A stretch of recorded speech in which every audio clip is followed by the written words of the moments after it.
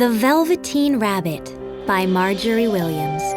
Illustrated by Elizabeth Miles. When you hear this sound, it's time to turn the page.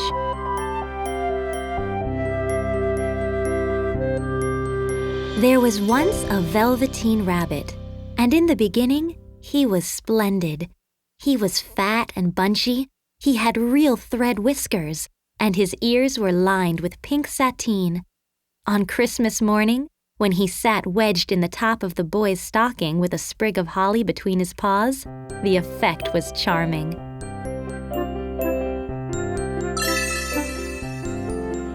For a long time, he lived in the toy cupboard in the nursery. Being only made of velveteen, some of the expensive mechanical toys quite snubbed him and pretended they were real. "What is real?" asked the rabbit one day. "Does it mean having things that buzz inside you and a stick-out handle?"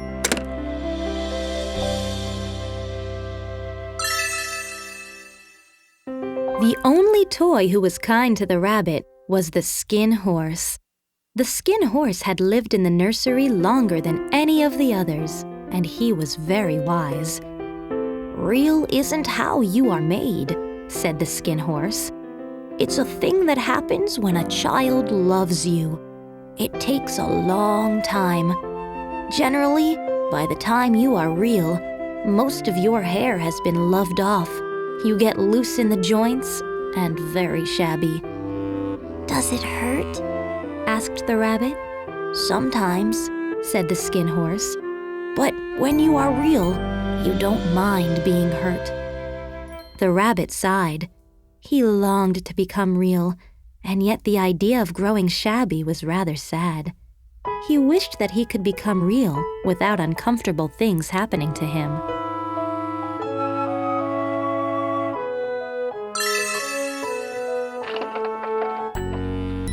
One evening, when the boy was going to bed, he couldn't find the china dog that always slept with him. Nana, who ruled the nursery, was in a hurry, and it was too much trouble to hunt for china dogs at bedtime, so she simply looked about her and made a swoop. "Here," she said, "take your old bunny. He'll do to sleep with you."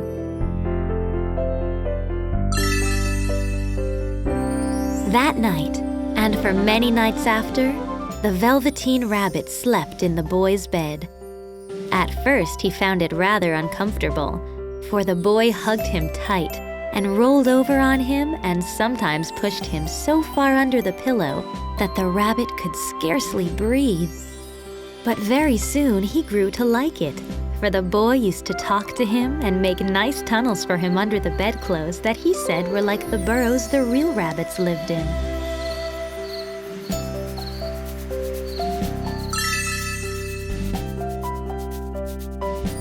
When the boy dropped off to sleep, the rabbit would snuggle down close under his little warm chin and dream with the boy's hands clasped close round him all night long.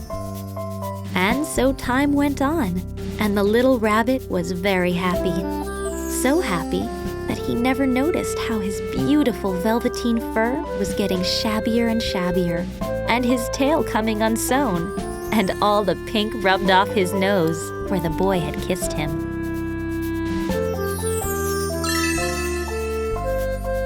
Near the house where they lived, there was a wood, and in the warm summer evenings, the boy liked to go there after tea to play.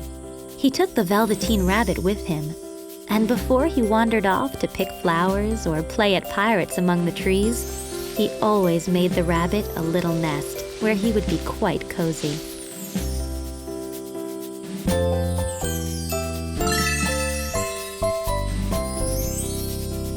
One evening, while the rabbit was lying there alone, he saw two strange beings creep out of the tall bracken near him. They were rabbits like himself, but quite furry and brand new. They must have been very well made, for their seams didn't show at all. The rabbit stared hard to see which side the clockwork stuck out, for he knew that people who jump generally have something to wind them up. But he couldn't see it. "Why don't you get up and play with us?" one of them asked. "I don't feel like it," said the rabbit, for he didn't want to explain that he had no clockwork. "Oh," said the furry rabbit, "I don't believe you can." "I can," said the little rabbit. "I don't want to."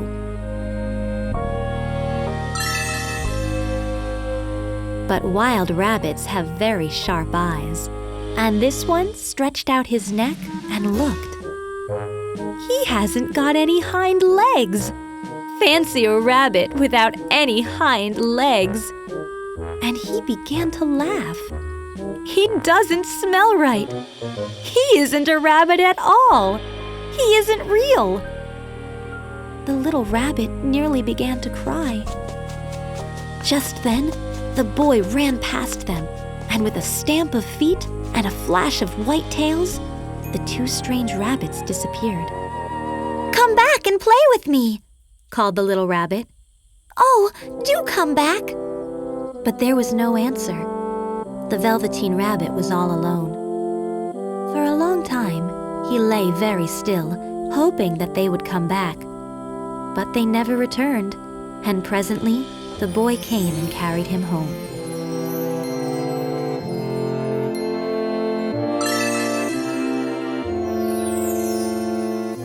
Weeks passed, and the little rabbit grew very old and shabby. He even began to lose his shape, and he scarcely looked like a rabbit anymore, except to the boy. To him, he was always beautiful, and that was all that the little rabbit cared about. And then, one day, the boy was ill. His face grew very flushed, and he talked in his sleep, and his little body was so hot that it burned the rabbit when he held him close. Strange people went in the nursery, and a light burned all night. The little Velveteen Rabbit lay there, hidden from sight under the bedclothes, afraid that someone might take him away, for he knew that the boy needed him. It was a long, weary time.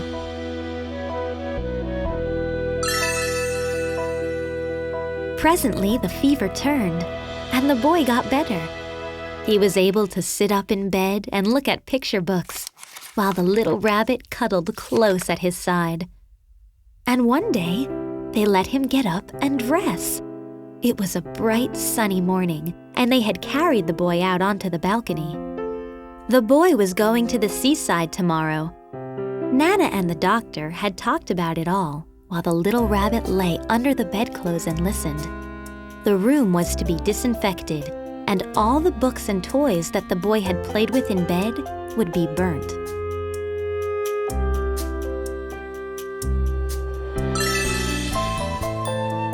Just then, Nana caught sight of the rabbit. "How about his old bunny?" she asked. "That?" said the doctor. "Why, it's a mass of scarlet fever germs. Burn it at once." So the little rabbit was put into a sack with the old picture books and a lot of rubbish and carried out to the end of the garden. The gardener promised to come early the next morning and burn the whole lot. That night, the boys slept in a different bedroom with a splendid new bunny, all white plush with real glass eyes.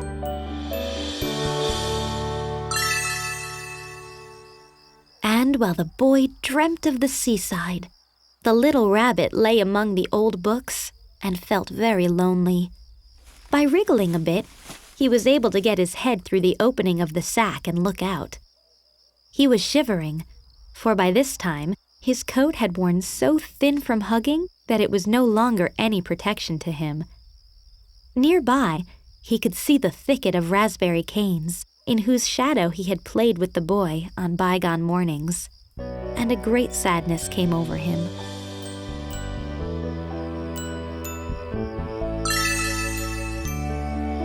A tear, a real tear, trickled down his little shabby velvet nose and fell to the ground. And then, where the tear had fallen, a flower grew, with slender green leaves and a blossom like a golden cup.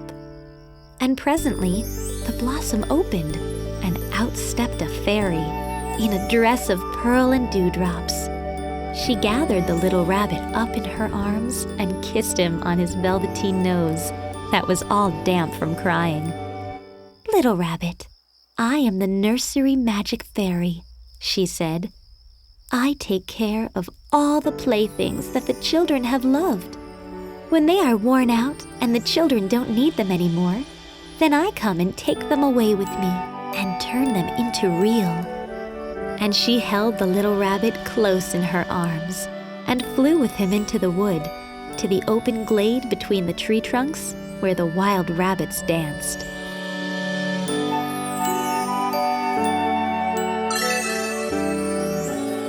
When they saw the fairy, they all stopped and stood round in a ring to stare at her. "I've brought you a new playfellow," the fairy said. "You must be very kind to him and teach him all he needs to know, for he is going to live with you forever and ever." And she kissed the little rabbit again and put him down on the grass. "Run and play, little rabbit," she said. But the little rabbit sat quite still. He remembered about his hind legs, and he didn't want the other rabbits to see that he didn't have any. He did not know that the fairy had changed him altogether. But just then, something tickled his nose, and before he thought what he was doing, he lifted his hind toe to scratch it. And he found that he actually had hind legs. He gave one leap, and he grew so excited that when at last he did stop to look for the fairy, she had gone. He was a real rabbit at last.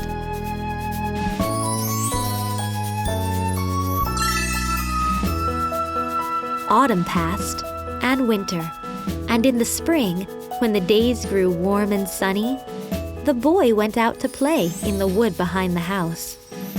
And while he was playing, a rabbit crept out from the bracken and peeped at him. And about his little soft nose and his round black eyes, there was something familiar, so that the boy thought to himself, "Why, he looks just like my old bunny that was lost when I had scarlet fever."